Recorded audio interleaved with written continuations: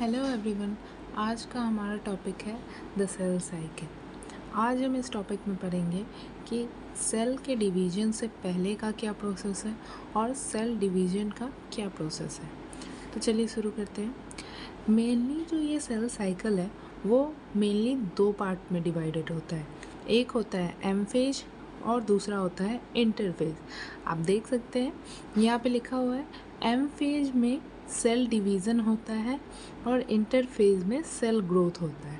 तो आप इससे आराम से समझ सकते हैं कि ये जो इंटरफेज है वो सिर्फ सेल ग्रोथ के लिए है। मेन जो डिवीज़न का फंक्शन होता है ना वो एम फेज में ही होता है।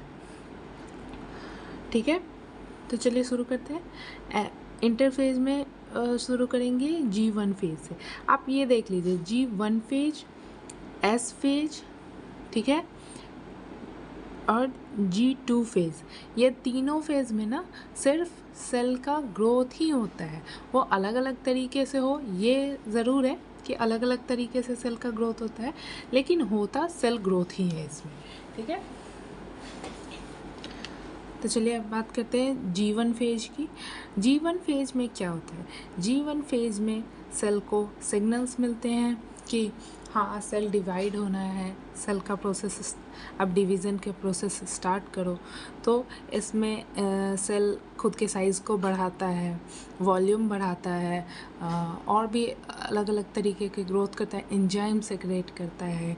ठीक है, और ये ना सबसे लॉन्गेस्ट फेज होता है। मतलब ये जो G1 फेज है, S फेज है, G2 फेज है, माइटोसिस फेज है, इन सब में से ना सबसे बड़ा फेज जो होता है ना वो G1 फेज होता है, क्योंकि ये स्टार्टिंग का प्रोसेस होता है। और लगभग चीज़ें मतलब जैसे RNA बनते हैं, RNA भी इसी फेज में बनता है। G1 फेज में RNA भी बनता है। RNA बनने के बाद S फेज में जाके DNA रेप्लिकेट्स होते हैं और DNA डबल होते हैं। इसके बारे में भी हम बात करेंगे। पहले बात कर लेते हैं। अच्छा, ये G1 फेज तो हो गया। G1 फेज में मेन क्या है? सिग्नल्स मिलते हैं, फिर सेल अपना साइज, वॉल्यूम ये सब इंक्रीज करता है। ठीक है, और एक है ये G0 फेज। आप यहाँ पे देख सकते हैं G0 फेज को ना अलग किया हुआ है, इस साइकिल से हल्का अलग करके रखा हुआ है। इसको ना रेस्टिंग फेज भी कहते हैं सेल्स का। ठीक है, क्या कहते हैं? Resting phase.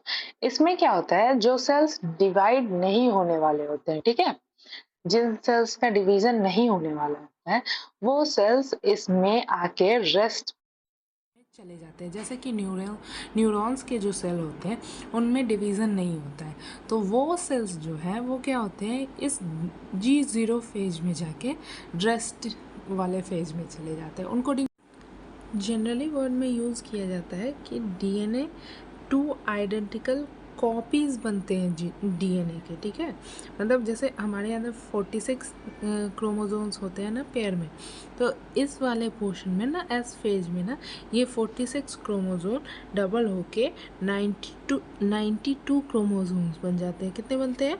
92 क्रोमोसोम्स बनते हैं। ठीक है, और इसी को कहते हैं DNA replication. DNA identical twins मतलब एकदम कॉपीज, DNA का जो कॉपी बन जाता है यहाँ पे। ठीक है, जैसे देखिए ये फॉर्म है एक DNA का, ठीक है, ये फॉर्म है ना। अब ऐसा ही एक और यूं करके अटैच हो जाता है इसमें, ये एकदम आइडेंटिकल दो, मतलब जैसे ये एक हुआ और ये इसके साथ एक और एग्जैक्ट सेम टू सेम आके चिपक जाता है। ठीक है, और ऐसा मैंने तो सिर्फ एक बनाया है, ऐसे ही बहुत सारे होते हैं, मतलब 3-4 आपको मैं ऐसे मैं आगे दिखाऊंगी, उसका भी फिगर दिखा के मैं आपको समझाऊंगी कि कैसे ये बनते हैं। ठीक है, तो यहाँ पे हुआ DNA रेप्लिकेशंस।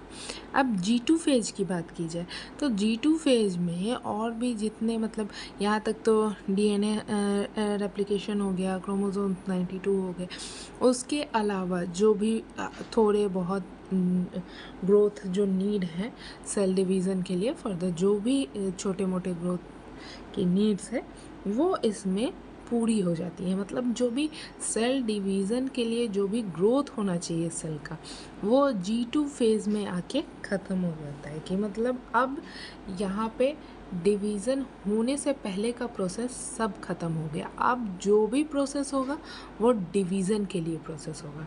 ठीक है।